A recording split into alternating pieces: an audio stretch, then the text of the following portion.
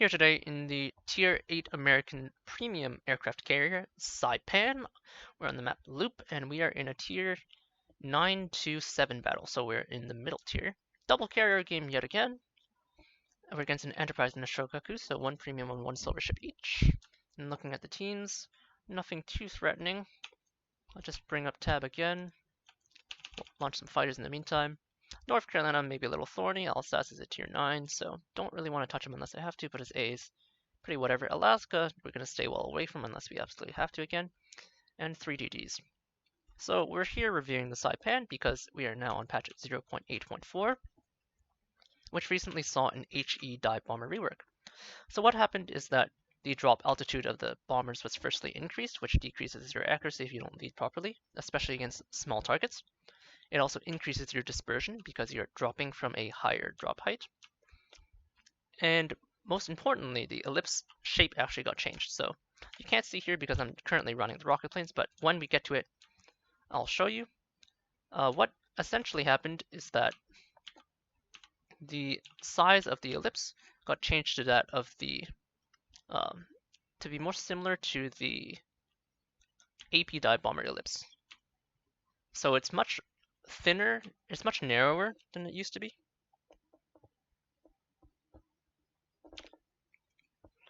And it's much narrower and it's also longer and stretched out.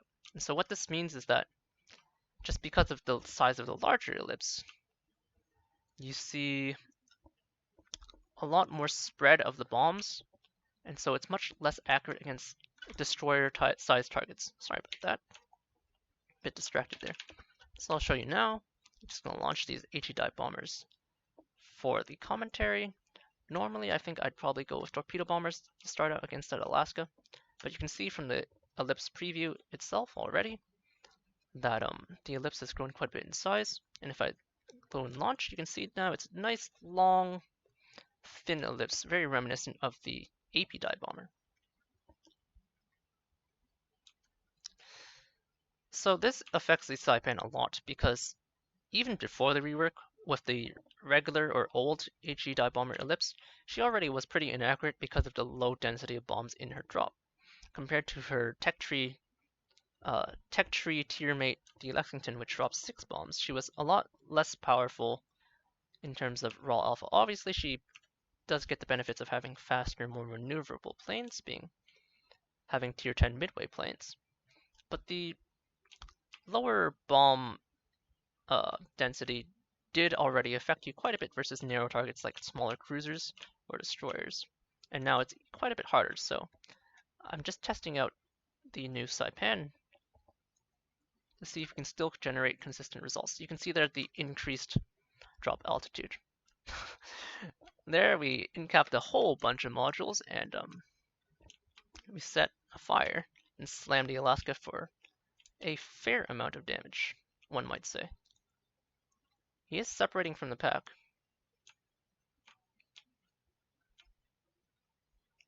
Or he was separated from the pack. He's gonna let it burn.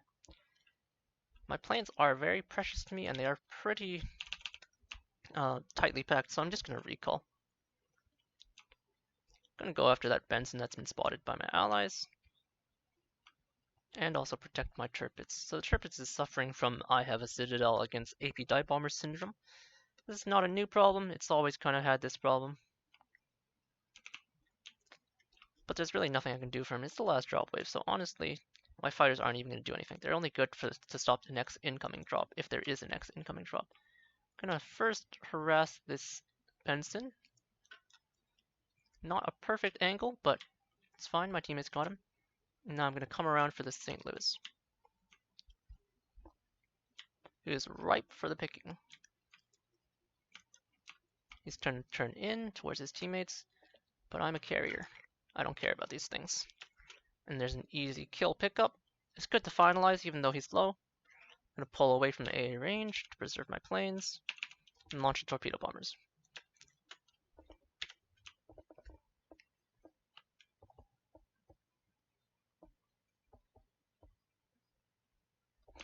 So we're flying on our way to our targets. What can we see? We see a Synop, but he's basically a free kill for these guys, so he's also far away, so I'm not going to worry too much about him.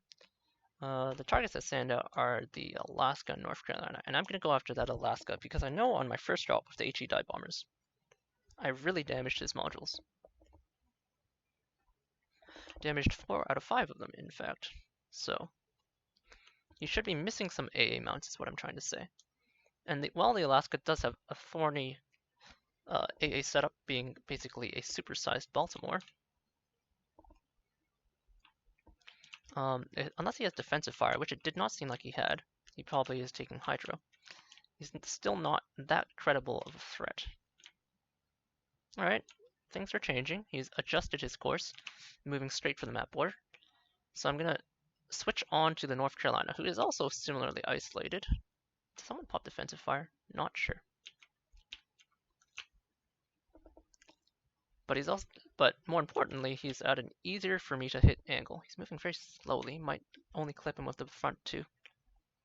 But alright, we know now. So we'll adjust.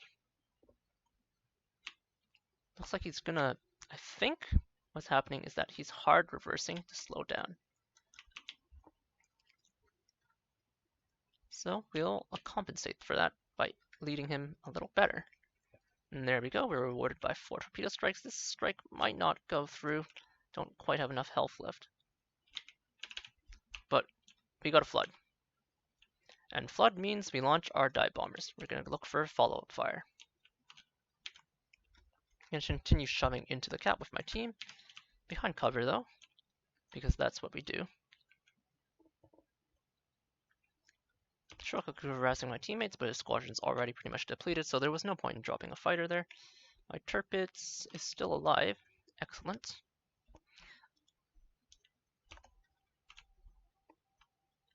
He's made his way back over to the team. Looks like the North Carolina just has some particularly orange flak puffs for some reason. Close into the correct altitude. I don't want to go over the enemy team. Oh, shoot.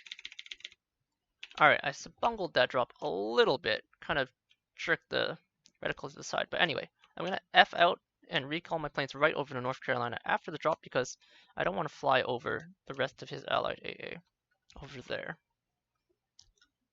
Carriers dropped a fighter. So I'm going to pre-drop 2 of my bombers before I go again for my proper drop. The reticle is pretty flexible now. One might say, okay, he's dead to torps. Gonna turn away.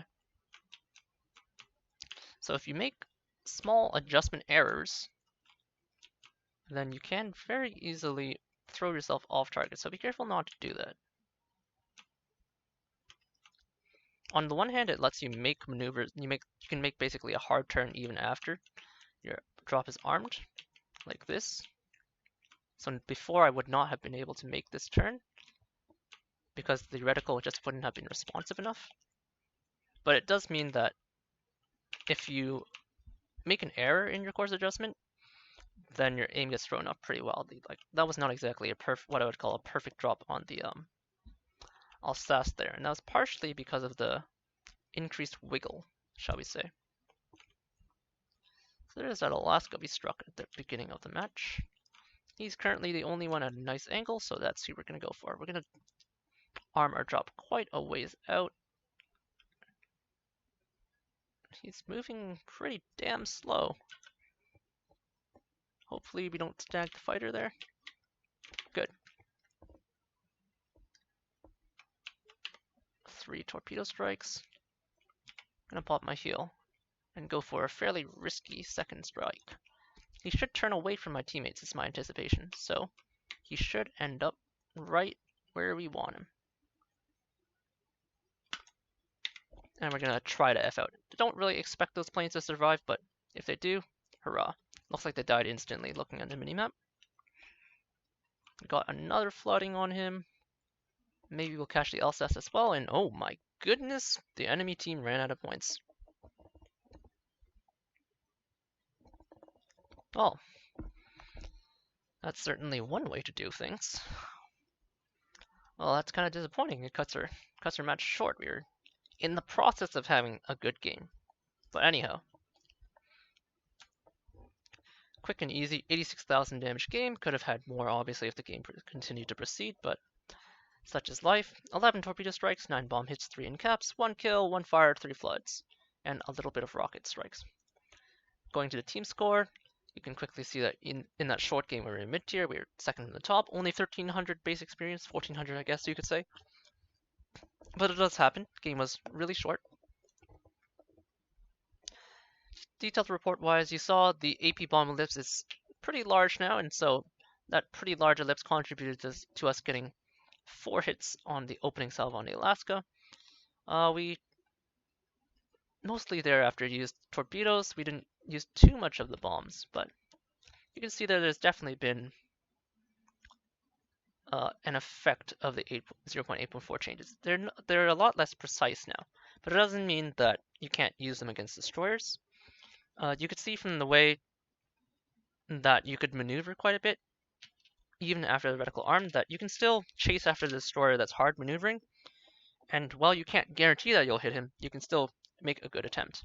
So overall, I think it's a very good change. Before, the HE dive bombers in general were probably a bit too potent against small targets like the destroyers, but even after the rework, it's not as though the HE dive bombers are unworkable. They're just much more fair, whereas before they were somewhat unfair if you thought about it. So